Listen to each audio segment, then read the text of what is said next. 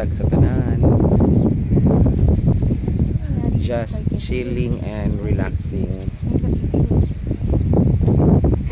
Dito kami sa Al-Wakra Old Souk, guys.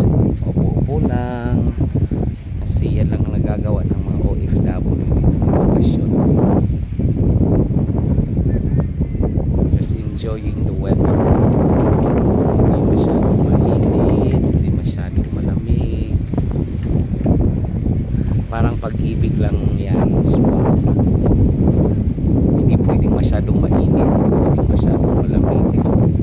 Comment ka nga dyan sa pag-ibig na swak.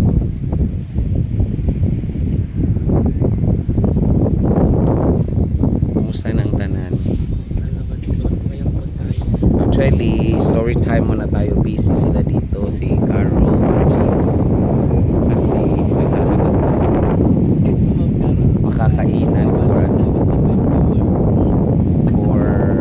you know, Christmas daw. Mag-line out na lang daw. Yan, busy sila. Ano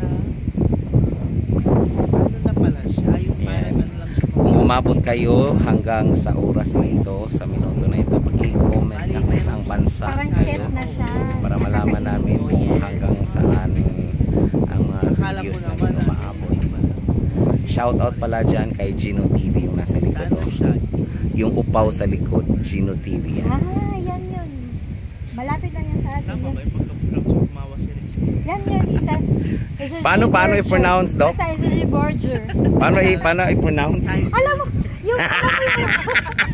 alam mo yung hotel sa Gino na parang bilog, na parang barko na hindi mo mainit. Yung sa old airport na road. Maganda yan. Good for how many persons naman? Wala, hindi siya nagsabi. Yan.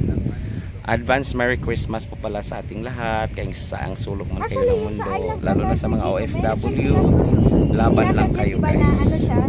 Meron din yung I Love Qatar every week. Meron silang mga naka-ano kasi naka-follow ako dyan, ma'am. Avenue Cafe. Mga Karak station, minsan may mga cheap na pagkain. Naka-ano lahat. Kaya inaano din namin. Grad, nakasaan ninyo? Yung di ba sa ng company ninyo? Anong restaurant yun? Cargo. Yung mga may discounts. Sa employees na sabi ko niya. Parang Sa Raffles yun. yung magkano doon Kasi kulang nag-ano dun eh. anong pangalan ng restaurant? Raffles something. Basta Raffles. Bye bye, guys. See you next time.